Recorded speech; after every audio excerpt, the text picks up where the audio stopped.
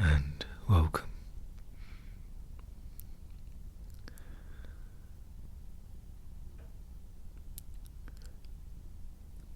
Thought I'd begin with just an update on my journey, my progress.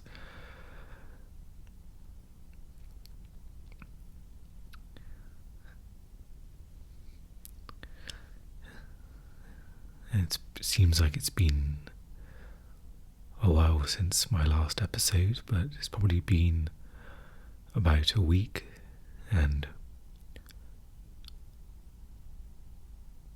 I've been wanting to record earlier, but I've been having some struggles with my mental health. So that's usually a sign if I'm not uploading as regularly as usual.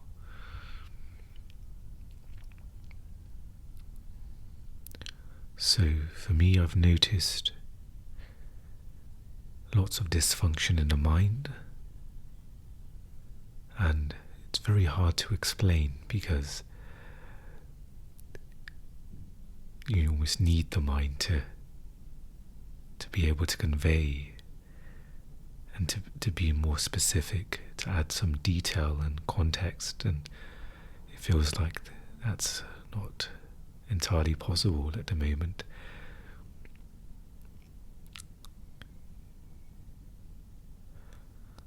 So there's been lots of intense pain.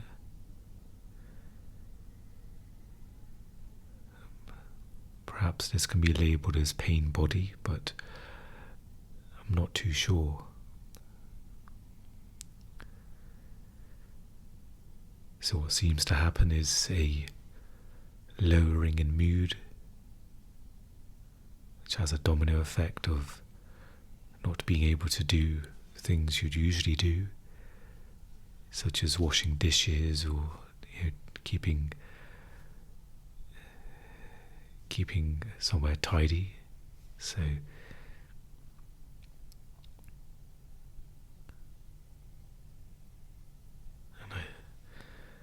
and there's a chemical in the brain called dopamine, and if I'm right saying this, that I believe that's the chemical that motivates, that gives you that motivation, and it can almost feel like that's drained out of me right now.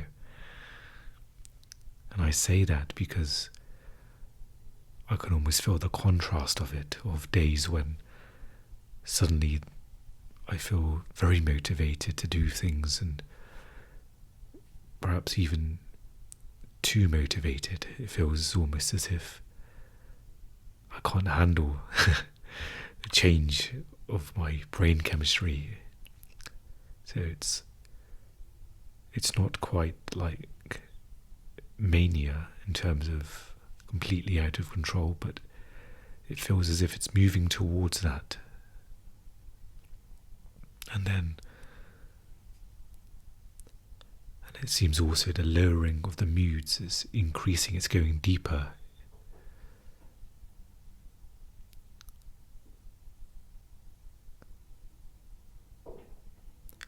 So for me, there's a challenge of mental health in my practice, and at the moment it's covering the present moment. There is very brief glimpses of being present, but ultimately it's a large cloud cover of mind,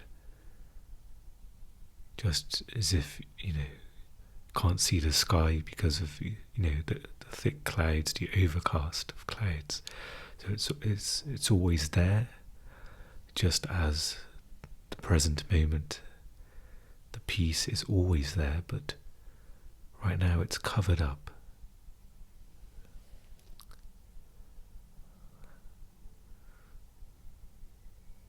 So I pushed myself to record today, to perhaps give myself some presence as I record, and of course there's always the intention of helping others in any any small way possible, if this, just by listening, it helps bring you into alignment with the present moment as well, or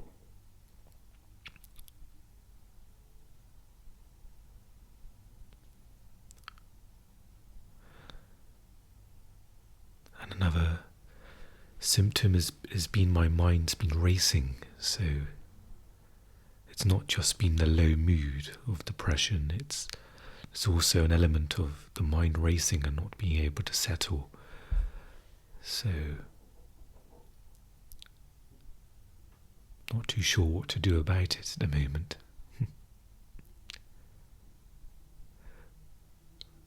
Before this low mood took hold, I was reading several books about mental health, and I was going to start a book on depression, and it's been written from the aspect of those who are choosing not to go on antidepressant medication. And so while I was in a better mood, and I wanted to almost stay there and build on the mood I was in, so almost give myself the medicine that my body needs, that my brain needs. So one of the other books I was reading that I was going to mention in the last episode was a book by Gabor Mate called The Hungry Ghosts, and also another book he's written called When the Body Says No. And the second book is about, stress and trauma that the body goes through, and being very aware of that, noticing when that's happening.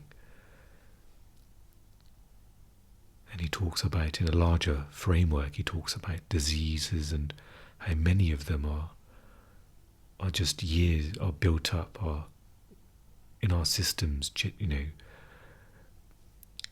for years, when the body is saying no all this time, and it almost creates the environment for that illness to arise. So perhaps in my situation, perhaps it's allowed for anxiety and depression to arise. I can look back and think in life situations when my body was saying no, and perhaps part of that is the result of my current mental health.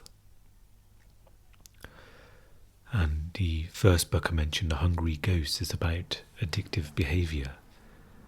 And Gabor goes on to almost define addiction, where it's not just, very severe substance abuse, it's anything that, where you have a craving and it gives you short-term relief, but where ultimately the pain comes back. But you still go back to doing it again to get the short-term relief. You still have the craving, and there's Gabor words it a lot better than that. But I'm dealing with my own addictive behaviours, and it could be anything as simple as overeating.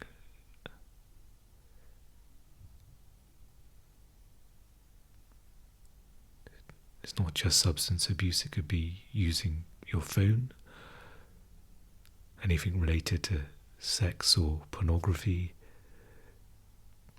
In Gabor's case, it was shopping.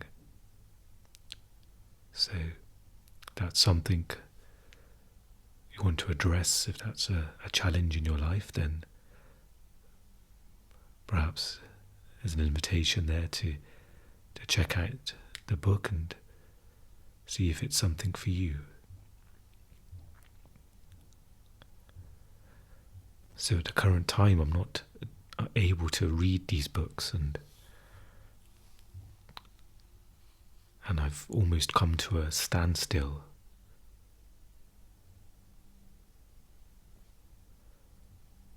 So as I sit here, I've got, my laundry still hung up on the. It's been there for days, and I've got dishes in the sink, and on the kitchen countertops is discarded food packaging that doesn't belong there. But this is what is in this moment. Some days, I go days without being able to shower, and so those are my current life situation challenges. And it seems to be covering up the present moment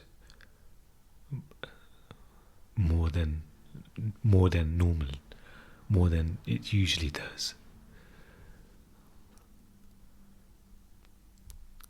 And the funny thing about when you're in this mood is that the last thing you want to watch or listen to is anything related to teachings of the present moment. The mind doesn't want any of this. And so, normally I'm able to listen to some spiritual talk or video to help realign me when I'm feeling low. But when I'm feeling very low, such as now, it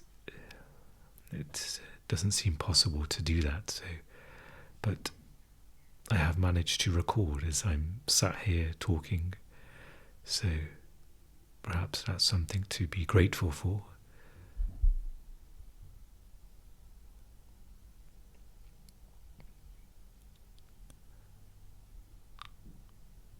And one thing that came to mind is dealing with this pain is to perhaps equally be gentle with the pain as well.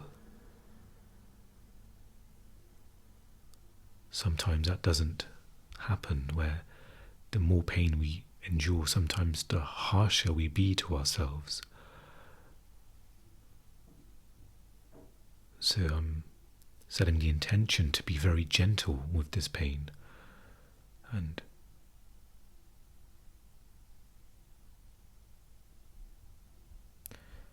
what the mind likes to do is paint a big picture of all the failures of your life and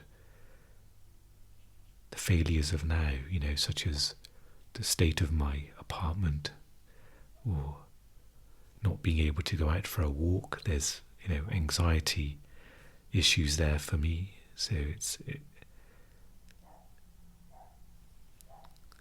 or even picking up my phone when people call, there's anxiety there, stress. So for me, it's coming at lots of different angles,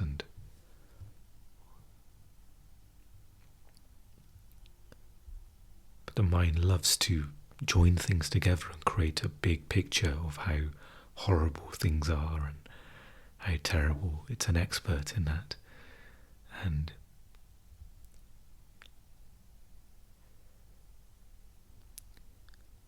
so with the idea of being gentle with the pain, it's another almost access point to the now, but it's almost using a different pointer or a different approach, where you're not directly saying, okay, I need to be present right now, I need to do the practice, and it's almost just very, very subtly. It's almost subtler than being present, almost, because you're not directly opening that door and stepping through and saying, well, okay, right now I'm going to be present, be present with my thoughts. And it's almost a step back from that. When the pain is so severe, or the mind is so loud and dysfunctional, you're almost approaching it very gently, almost with a bit of caution as well. You're not just sort of wading in there and saying, okay, I'm gonna be mindful, and at times that may work and that may be perfectly fine. I've had many experiences where you can immediately cut off thinking, immediately step into presence, but at the moment that approach doesn't work for me in this in this low mood, it needs to be even more gentler than that. So that's the current approach I wouldn't say I'm even taking. I'm trying to do that. So it just came to me today to not be even harder on myself, that I shouldn't have let myself get into this low mood, or I should be able to get myself out of it.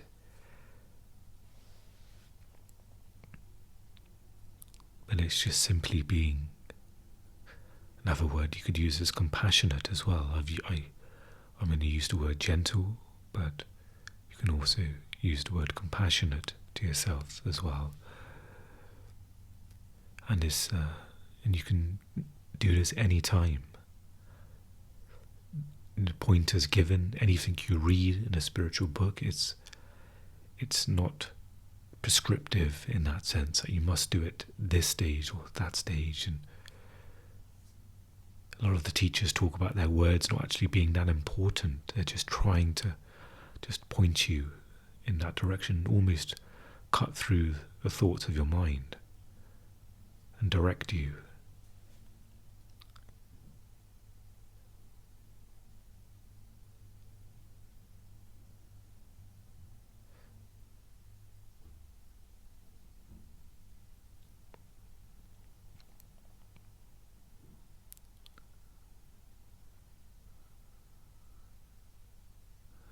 I find it's hard to strike the balance of surrender and acceptance to how much to also push yourself as well. So for me, going for a walk outside is, most of the time, it's very beneficial after going for the walk. And I'm sure there's lots of literature and guidance out there about getting fresh air and exercise, but then there's almost a paralysis, and there's anxiety there as well about going outside and walking past other people. And for me, it's the expectation for that person wanting to interact, or if I don't look and smile and offer a smile, then I'm if I'm being rude or dismissive, or perhaps I'll be judged for my appearance for that as well. So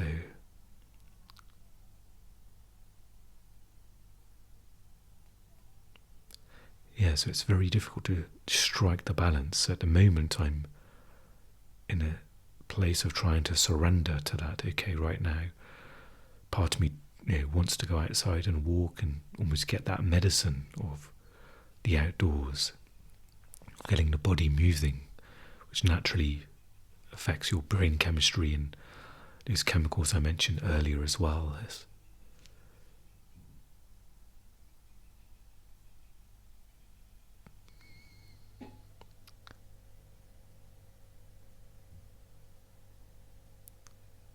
And then there's the point again of pushing yourself, of thinking, okay, let's just do one thing at a time. In the present moment, put on your shoes, get whatever you need before you leave, and treat it as one step at a time. And there's that practice also, but before that, there needs to be the intention of, okay, I'm going to go outside and go for a walk. And it's sometimes hard to read of, is this pushing myself too much? Should I? And it can be a bit of a challenge sometimes to manage my lifestyle in that sense. So overall, yes, there's what feels like a huge challenge at the moment.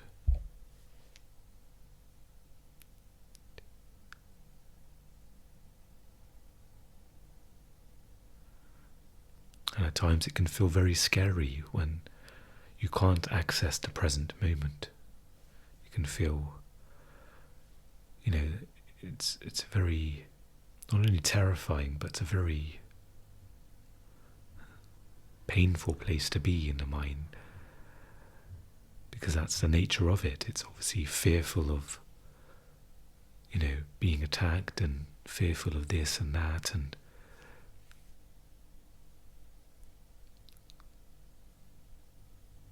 so when I am stuck in that place, yes, it's so easy to forget the present moment, because in some ways it can't be remembered. You're either in it and experiencing it, or you're not. And it doesn't matter how much you've been in the present moment before, when you are in mind and identified with thoughts, it's almost like putting two chemicals together. There's going to be that reaction. So with the thoughts and the mind, the painful thoughts, there's going to be, a reaction to be identified with those, because that's your current experience.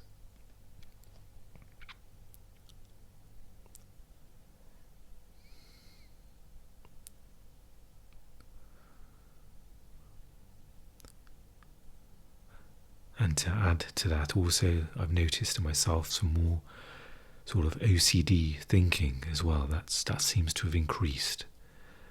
So I am aware, that things seem to be deteriorating a little bit more. Well, that's my perspective. And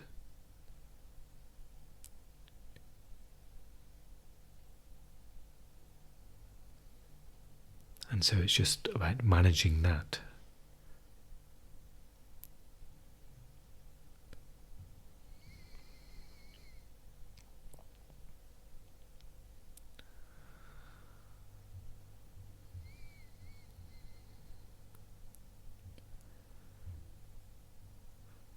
So my intention is going forward is, as best as I can, to incorporate things such as, walking when possible, and, some, like, a very rough routine, nothing too specific, but for instance, getting up roughly at a certain time, going to bed at a certain time, having 3 meals a day if possible. And they all kind of enforce one another. When you get up early, you're more likely to have, the 3 meals versus getting up very late and everything being out of whack, so to say. And also reading as well, continuing to try and read and incorporate teachings as well as spiritual books, but books on mental health as well. Books on trauma, which is, Gabor's books that I mentioned.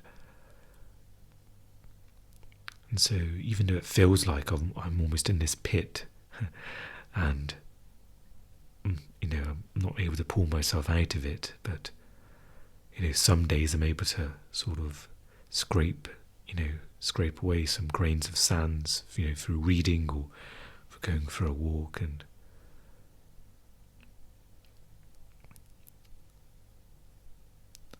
so it's almost doing what you can in the moment. And that may be nothing. That may just be sitting on the sofa watching TV, and that's all you can do in that moment. And that's something to, again, be gentle with yourself about. Or, if you do, go on social media and you notice, people, posting about the new book they've written, or all of this exercise they're doing, and it's again, being gentle with yourself about that as well. It's an extremely challenging thing to not compare and to get into that mode of thinking. You're back in the mind again.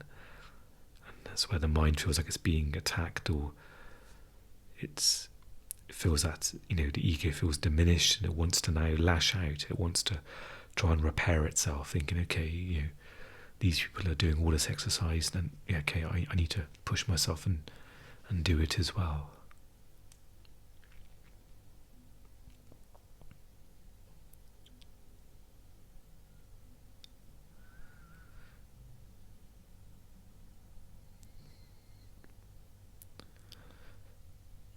So is there any way, you can be gentle with yourself in regards to your pain?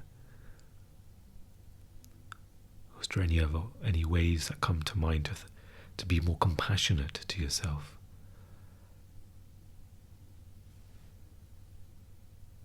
Perhaps we can take a few moments of just reflecting upon that, and to be present together just for a short time before I continue reading The Power of Now.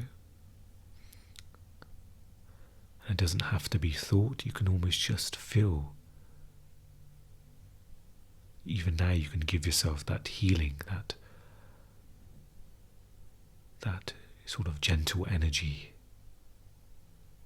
that compassionate energy for the next few moments.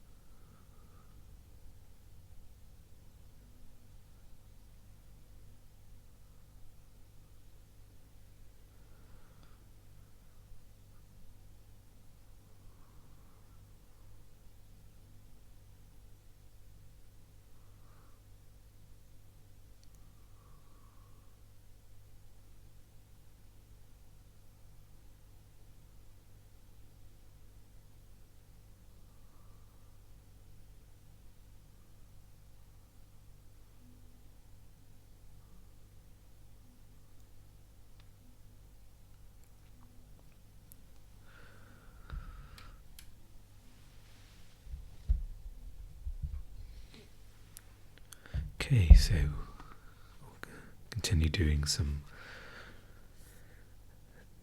reading of the Power of Now.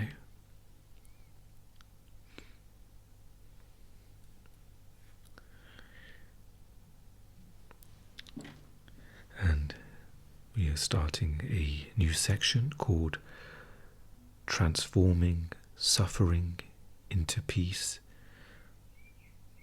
And it starts with a question and statement from the reader.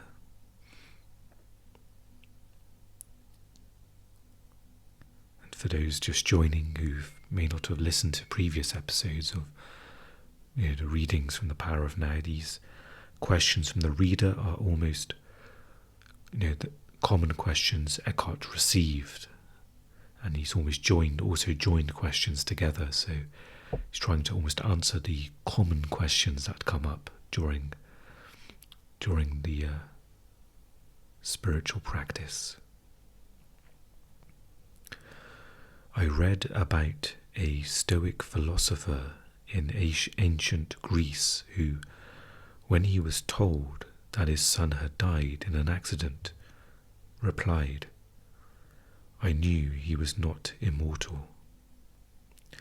Is that surrender? If it is, I don't want it. There are some situations in which surrender seems unnatural and inhuman. This is Eckhart's reply. Being cut off from your feelings is not surrender. But we don't know what his inner state was when he said those words. In certain extreme situations, it may still be impossible for you to accept the now. but you always get a second chance at surrender. Your first chance is to surrender each moment to the reality of that moment, knowing that what is cannot be undone because it already is.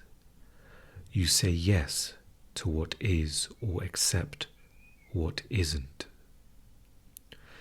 Then you do what you have to do, whatever the situation requires. If you abide in this state of acceptance, you create no more negativity, no more suffering, no more unhappiness. You then live in a state of non-resistance, a state of grace and lightness, free of struggle.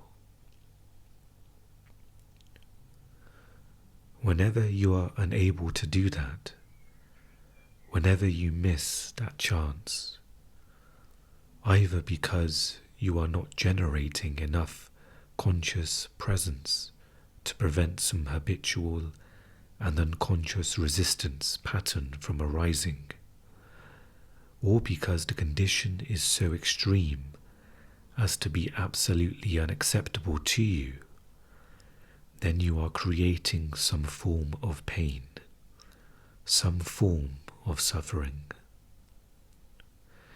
It may look as if the situation is creating the suffering, but ultimately this is not so. Your resistance is. Now here is your second chance at surrender. If you cannot accept what is outside, then accept what is inside.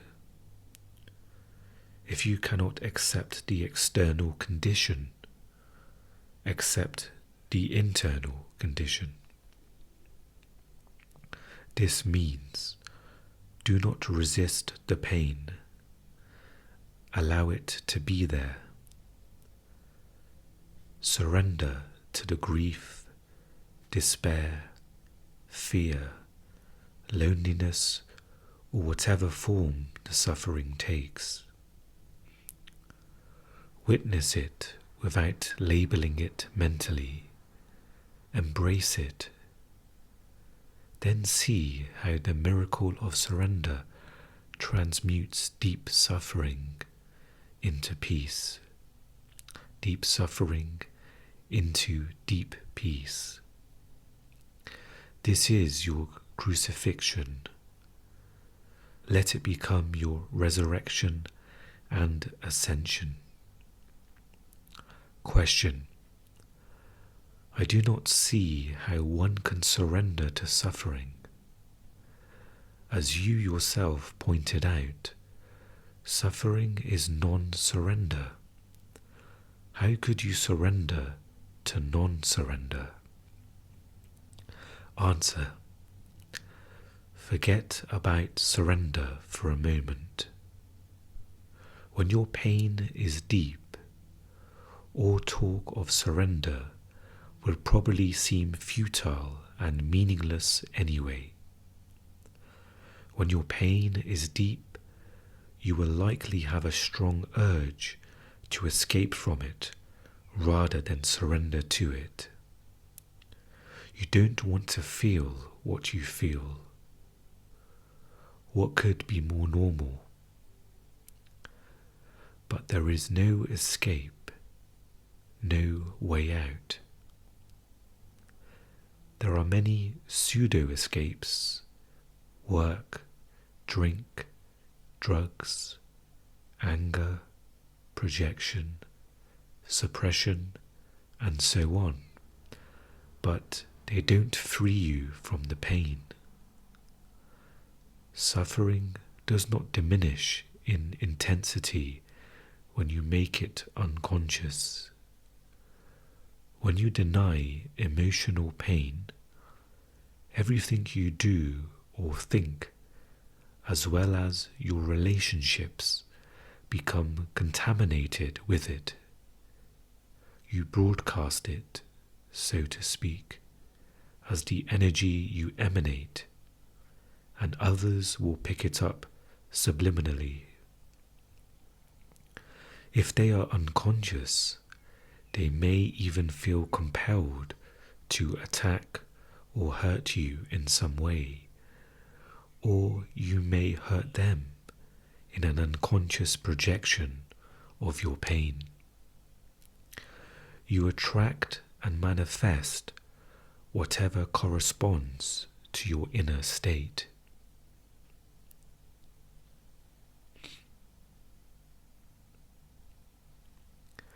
When there is no way out, there is still always a way through. So don't turn away from the pain. Face it. Feel it fully. Feel it. Don't think about it.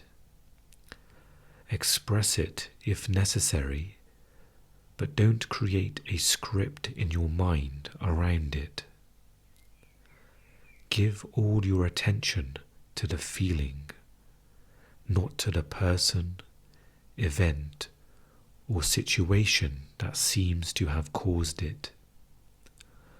Don't let the mind use the pain to create a victim identity for yourself out of it. Feeling sorry for yourself and telling others your story will keep you stuck in suffering. Since it is impossible to get away from the feeling, the only possibility of change is to move into it. Otherwise, nothing will shift. So, give your complete attention to what you feel, and refrain from mentally labeling it. As you go into the feeling, be intensely alert.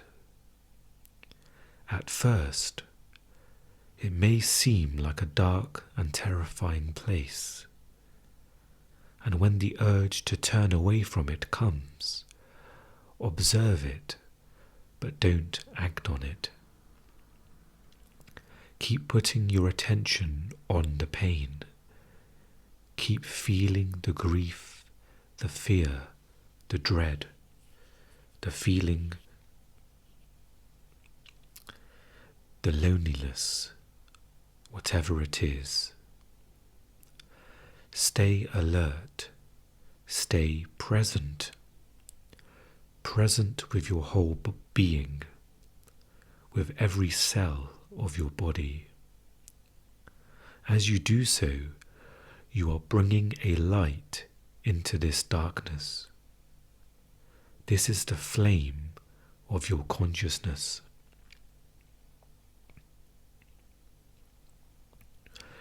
At this stage, you don't need to be concerned with surrender anymore.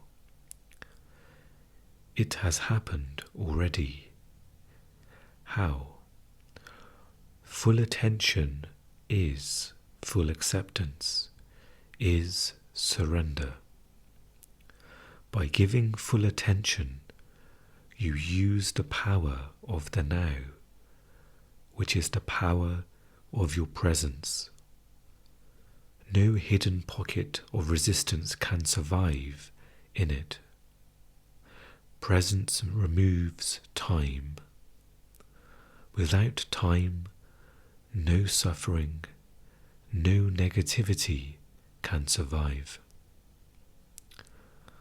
The acceptance of suffering is a journey into death. Facing deep pain, allowing it to be, taking your attention into it, is to enter death consciously. When you have died this death, you realize that there is no death and there is nothing to fear. only the ego dies. Imagine a ray of sunlight that has forgotten it is an inseparable part of the sun and deludes itself into believing it has to fight for survival and create and cling to an identity other than the sun. Would the death of this delusion not be incredibly liberating? Do you want an easy death? Would you rather die without pain, without agony? Then die to the past every moment, and let the light of your presence shine away the heavy, time-bound self you thought of as you.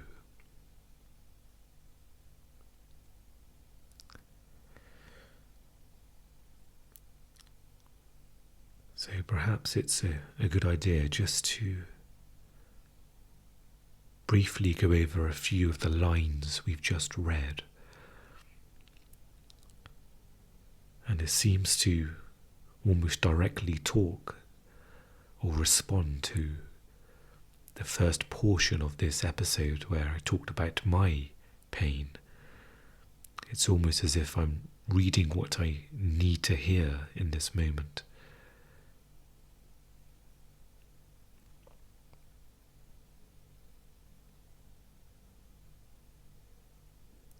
And it's another example here where, Eckhart's not almost holding on to the pointers and saying, they're not in stone.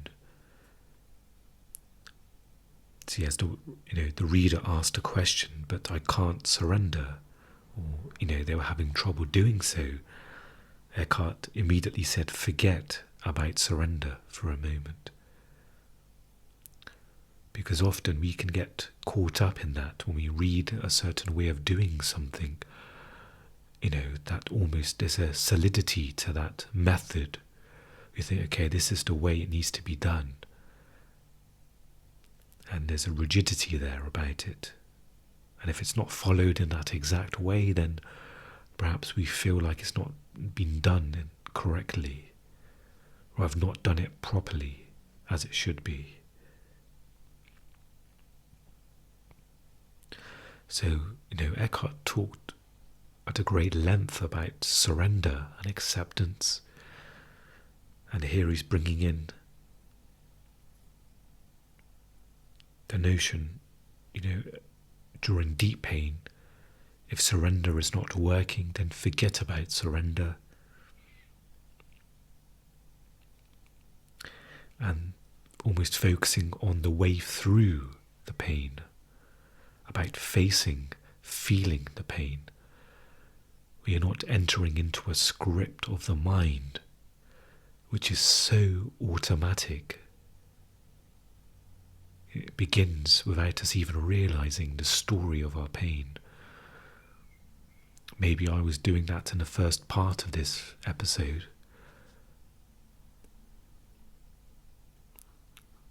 Or maybe I was just also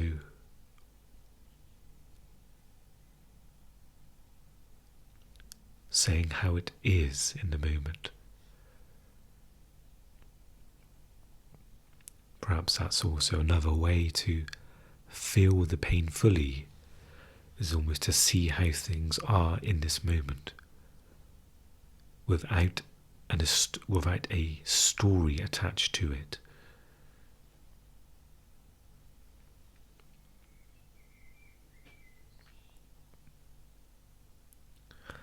So Eckhart says here to feel the pain fully, but without thought. Express it if necessary, but don't create a script in your mind around it. So perhaps that makes sense to what I was doing earlier in maybe expressing it, but maybe I had created a script around my pain the script of me being, mentally unwell, or the script of, the mind diminishing. Maybe maybe there isn't a script there. That's something for me to reflect upon. But you can almost see how, there's a fine line between, certain things of expressing something or creating a story in your mind or an identity for it. It's a very fine line, so that's something to be aware of. So if you can't surrender, to simply feel the pain fully, to give it all your attention to the feeling, to be completely present with your whole being, with every cell of your body.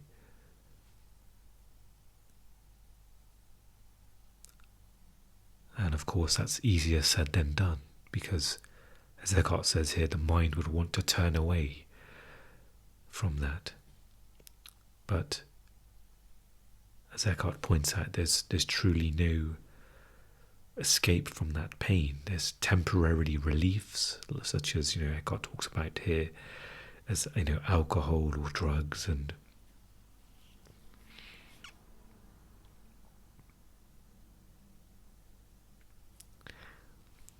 he goes on to say to not let the mind use the pain to create a victim identity.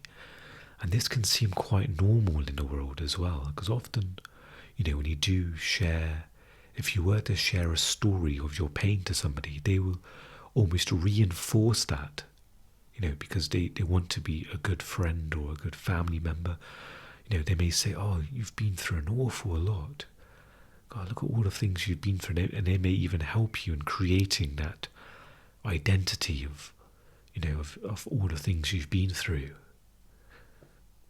Or, when you tell them of somebody of a new pain, they may bring up all of the old pain and simply almost tack that on, add it to the rest of the pain that, you've spoken about or gone into detail of as well. And so with the identity, there's the feeling of self-pity, of, feeling sorry for yourself. And this is what keeps you in the suffering, with talking about the pain in a way of a story. It keeps it alive, this identity of almost feeding it to keep it alive. And again, this is different to expressing the pain. There's no story around that. And usually with story, there's usually a personal commentary about it, for example, I remember a funny clip, Eckhart's answering a question from the audience about, someone's had a marital affair. And so, I think he used the example of, you can just see it as, okay, the affair has happened. But you can also make that into a story. You can go into story as well by saying, that person betrayed me all the years, I was, we've spent together, and you can almost sense that that's creating more pain inside of you. There's a personal commentary about it. Well, that they betrayed me. There's that duality, and so you can see how much of a fine line that is. Because it's perfectly fine to say, okay, yes, this person, has broken the trust, has had an affair, and I feel sad, and I feel very pained by that. And that's very different to saying, that person, they betrayed me, they caused me all of this pain, it's their fault.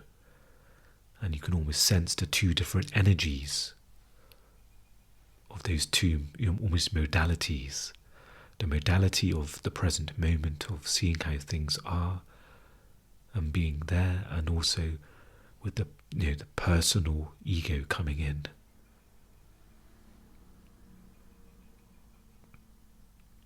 So, to go through this pain, to face it fully, to give complete attention to what you feel. And I feel it's important to address this as well, because it's so easy to read this and think, okay, yes, I'll remember that. And it becomes almost, knowledge, when all of this is practicality.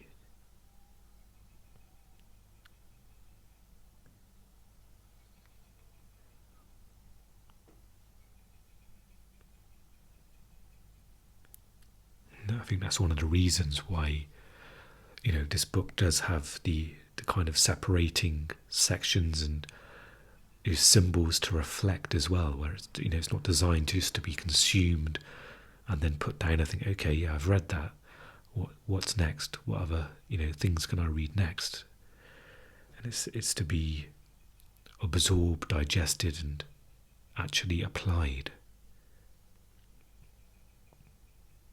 So perhaps instead of remembering all of this, just know that there are options when pain arises again.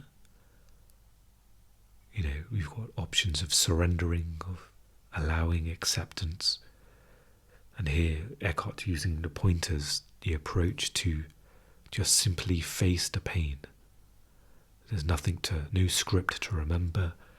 There's no, steps you need to remember to resolve things. It's just being completely present with it.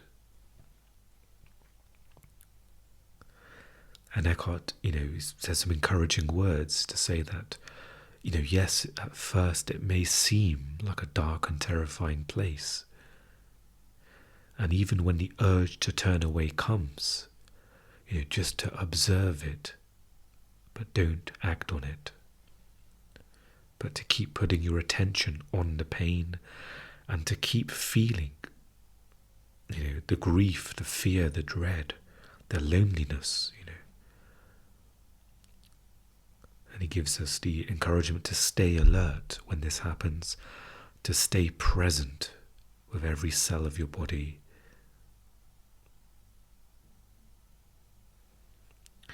And just the last lines I want to reflect upon.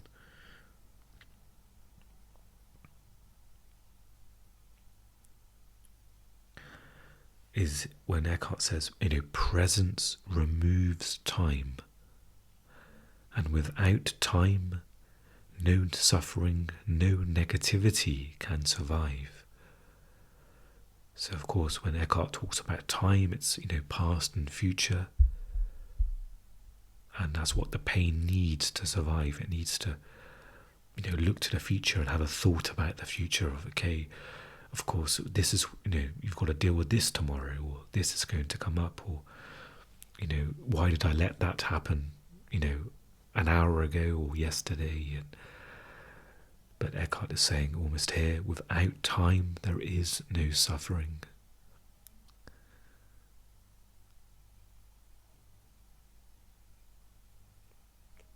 And that almost answers the question of, why should I try and face the pain fully in the present moment? And it's because once you've faced it and you've had that almost the death of the ego, or the small death of that pain, of you not, identifying with that pain, then it can't survive.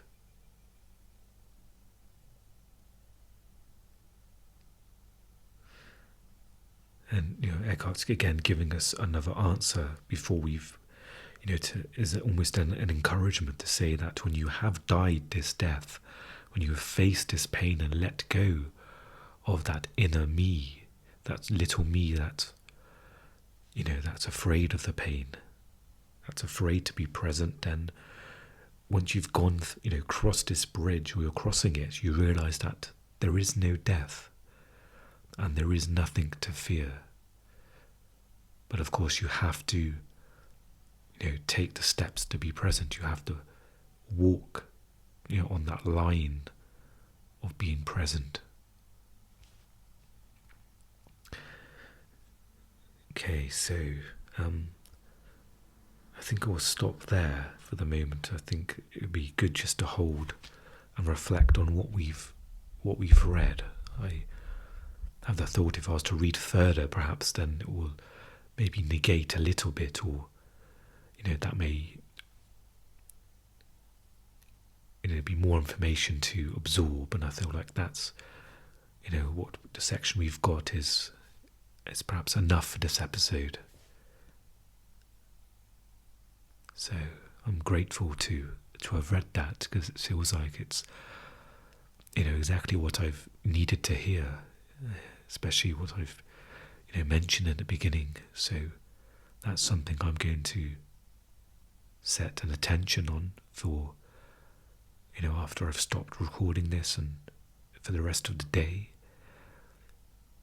is to face this pain fully when it arises, and to move through this pain, and to know that in the present moment this pain cannot survive.